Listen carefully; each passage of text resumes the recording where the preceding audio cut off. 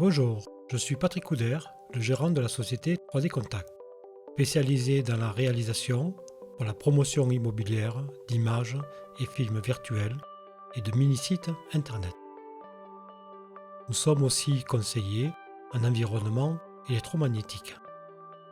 Si vous avez le souhait de nous contacter, vous trouverez notre adresse email en fin de vidéo. Aujourd'hui, je vais vous parler de la 5G dans les départements du Sud-Ouest. Dans cette vidéo, vous allez trouver la position des antennes relais 5G et les cartes disponibles des couvertures des opérateurs concernés par cette zone. La 5G utilise la bande des 700 MHz en zone rurale. Malgré des débits faibles, l'intérêt est d'utiliser les portées élevées de cette bande pour optimiser le nombre d'antennes relais et les coûts d'installation. Pour les débits plus élevés, les bandes 2100 et 3500 MHz sont déployées dans les plus grandes villes. Si vous voulez avoir l'actualisation de la position et les caractéristiques précises d'une antenne relais, vous pouvez aller sur le site internet cartoradio.fr, entrer une adresse, un code postal ou le nom d'une ville, puis dans Outils et réglages, afficher les antennes, afficher la direction des antennes, cochez 5G uniquement si vous voulez n'afficher que les antennes 5G, puis choisissez toutes les stations ou les stations en service. Pour les antennes relais de cette vidéo, nous avons choisi l'option d'afficher toutes les stations. Dans cet exemple sur Paris, j'ai entouré d'un cercle les 4 stations de ce quartier où l'on voit les directions des antennes relais. En cliquant sur le petit logo d'une antenne, on fait apparaître une fenêtre d'information disponible. On a l'adresse précise, le ou les opérateurs de ce support, ici Orange. Si on clique sur le lien souligné à côté du logo de l'opérateur, on a maintenant la liste de toutes les antennes de ce support. La hauteur par rapport au sol, le type d'antenne, les dates d'accord de l'ANFR, l'Agence française des fréquences, et la dernière modification, les bandes de fréquence. L'orientation, 0 étant le nord, 90 l'est, 180 le sud et 270 l'ouest. Dans les villes, il est prévu que les opérateurs installent des antennes macrocellules sur les façades et sur le mobilier urbain. Celles-ci n'apparaissent pas sur le site internet Cartoradio. Nous n'avons pas encore l'information sur leur déploiement en ville et leur influence sur les cartes des couvertures des opérateurs. Pour certaines antennes relais, il n'y a pas de couverture affichée. Voici un exemple pour 2 villes du Gers, Eauze et Florence. La couverture ici en vert dans la carte du bas n'est pas représentée pour Florence, soit parce que l'antenne relais n'est pas encore en fonction, soit parce que l'opérateur n'a pas mis à jour sa carte. Pour éviter une durée trop longue de cette vidéo, les images des villes et villages se succèdent au rythme de 3 secondes par image pour les villages avec un seul site 5G. Si vous souhaitez, n'hésitez pas à mettre en pause ou en avance rapide. Les cartes des couvertures des antennes 5G sont celles que j'ai pu trouver fin 2020. Où trouver les cartes actualisées des couvertures 5G des opérateurs français? Voici les 4 opérateurs par ordre alphabétique avec les adresses des sites internet pour trouver les couvertures.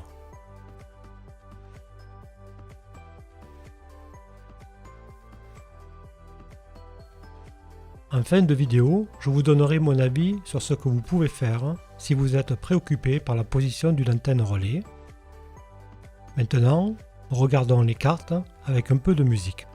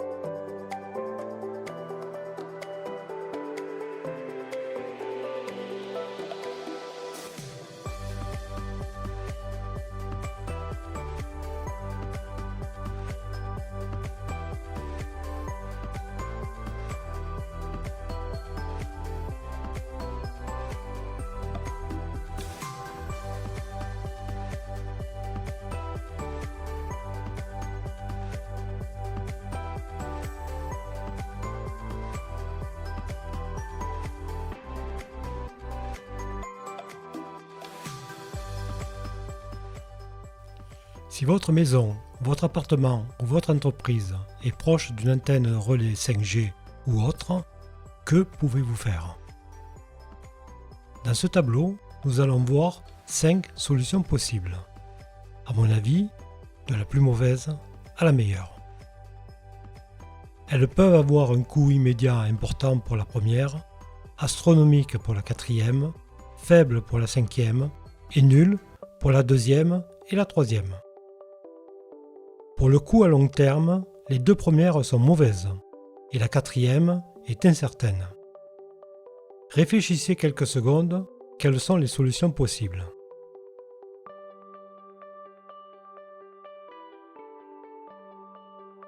La plus mauvaise, celle que je vous déconseille vraiment, est la destruction de l'antenne relais. C'est interdit par la loi. L'article 322-1 du Code pénal précise que la destruction, la dégradation ou la détérioration d'un bien peut être punie de 30 000 € d'amende et de 2 ans de prison sans toucher 20 000 comme un Monopoly. Comme intérêt, vous aurez du temps libre, des promenades dans la cour avec plein d'amis et votre famille pourra vous rendre visite et vous apporter des oranges. La deuxième solution est de ne rien faire tout en n'étant pas très chanceux. Par l'accumulation dans votre corps de perturbations électromagnétiques venant de l'antenne relais, du Wi-Fi, de la Bluetooth, mais aussi de câblage et d'appareils électriques, un jour, votre corps peut vous dire stop. Vous devenez EHS, électro-hypersensible. Voici quelques symptômes: acouphènes, mal de tête, rougeur, tachycardie, perte de mémoire, difficulté à trouver ses mots. Le plus grand intérêt ne sera pas pour vous, mais pour vos médecins et professeurs, votre pharmacien, car l'électro-hypersensibilité n'est pas reconnue officiellement en France et vous serez classé et soigné comme dépressif. Un EHS est souvent incompris par sa famille et ses amis. Dans certains cas, vous ne pouvez plus travailler ni avoir de vie sociale. Sans devenir forcément électrosensible, certains cancérologues, professeurs de médecine de renommée mondiale, alertent les populations depuis de nombreuses années sur les risques encourus, à savoir cancer, affaiblissement du système immunitaire, qui ouvre la porte à certaines maladies inflammatoires et auto-immunes. Depuis 2011, l'OMS, l'Organisation mondiale de la santé, a classé les champs radiofréquences électromagnétiques comme potentiellement cancérigènes, notamment avec des tumeurs cérébrales, les gliomes. La troisième solution est toujours de ne rien faire, mais vous êtes, vous et votre famille, très chanceux. Excellente hygiène de vie, un système immunitaire à toute épreuve, une alimentation sans faille, une activité sportive régulière, aucune maladie grave, aucun stress, bref, le bonheur absolu. Mais vous prenez un risque et malheureusement, un jour, la chance peut tourner. Et là, vous pouvez revenir à la deuxième solution de ce tableau. Quatrième solution, je déménage. On recherche un nouvel endroit, sans antenne relais, si ça existe. On va voir le banquier, on fait le changement d'école pour les enfants, on cherche éventuellement un nouveau travail, on met notre maison ou notre appartement en vente, puis enfin, on déménage. Mais quelquefois, il y a des surprises. Comme exemple, pour ma part, le jour du compromis de vente de ma maison actuelle, il n'y avait pas de compteur Linky, mais le jour de l'aménagement, il y était. Pour vous, quelques mois après votre déménagement, une antenne pourrait être installée à proximité. Enfin, voici la meilleure solution. C'est celle du diagnostic par un professionnel. Le coût de ce diagnostic est souvent moins élevé que celui d'un diagnostic immobilier complet avec amiante, plomb, gaz, électricité, DPE, loi Caresse et assainissement. Contactez-nous par email à l'adresse 3d-contact@orange.fr pour avoir des informations, puis un rendez-vous si vous le souhaitez. Avec des appareils professionnels de mesure, nous pourrons, à l'extérieur et à l'intérieur, analyser les perturbations électromagnétiques haute fréquence, antennes, téléphones, Wi-Fi, Bluetooth, jouets, babyphone, plaque induction, appareils connectés. Nous analyserons aussi les perturbations électriques et magnétiques basse fréquence du réseau 50 Hz, de votre habitation ou de votre lieu de travail. Puis, si vous adoptez la plupart de nos recommandations, vous aurez le maximum de chances de vous protéger au mieux. Je vous remercie de votre attention. N'hésitez pas à vous abonner à cette chaîne, à partager auprès de vos parents, vos amis, vos voisins, vos collègues de travail. Je vous annonce aussi la production d'autres vidéos sur les ondes électromagnétiques, des tests, des informations, des conseils.